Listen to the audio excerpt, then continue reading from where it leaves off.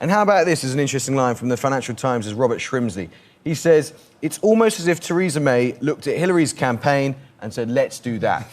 So that's about as cruel as you can That's about as cruel. Nice line from Robert Shrimsley. Here's the latest Daily Mail front page. This is, I think, a 4 a.m. or 5 a.m. edition. Theresa May, of course, had huge support from most of the British press, David. She could count on the Daily Mail. One of her main spin doctors is a former Mail political editor. I think it's fair to say that the Mail have woken up and they're very disappointed at the result. And they say their fears of Brexit chaos. Emily, we've got some more results. I'll come to you in a second, Peter, if I may. Yes. Go all 1997 D-ream on you, but I will just say, look at Enfield Southgate, because this was the were you up for Portillo moment in 1997, and you can see what's happened here. It's been a Labour gain from the Conservatives again. Now, in Portillo's day, excuse me, there was a 15,000 majority. Labour has taken it on a 4,000 majority. Come back to me. Glass of water.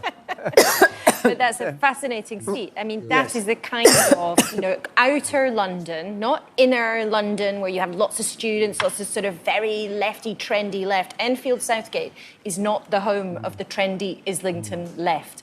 Enfield Southgate is a sort of, middle Britain seat that almost happens to be in the southeast. And there we see a big Labour gain. And certainly, even a few hours ago, certainly at the beginning of the night, we never would have thought we'd see that kind of swing. Just pick up here, as Laura was saying kindly. Don't choke to death this time, you're right. It's the excitement of the night, shall we say, or maybe a stray blueberry. But there you go, 9.7% swing from the Conservatives to Labour in this seat, which really was a moment in 1997.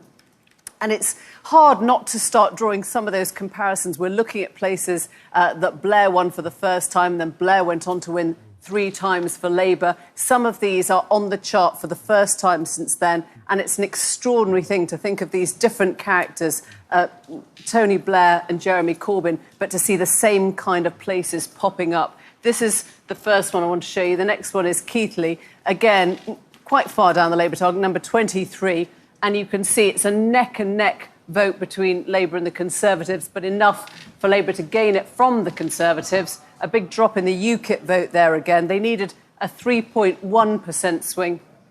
And you can see what's happened here. They've taken it just on a 3.3% swing. So we're getting some quite interesting ones in.